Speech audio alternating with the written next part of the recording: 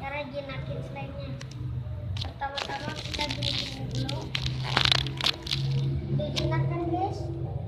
Sekarang kita ambil lagi yang paling banyak. Enggak. Ini guys, cara copot nih. Kita jinakinnya secara perlahan, terus kita masukin ke sini guys.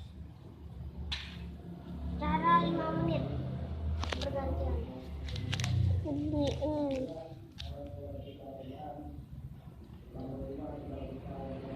Cara bikinnya wah nempel. Susah ini caranya. Wah ini caranya susah. Subscribe ya guys. Jangan lupa subscribe, jangan lupa like ya guys.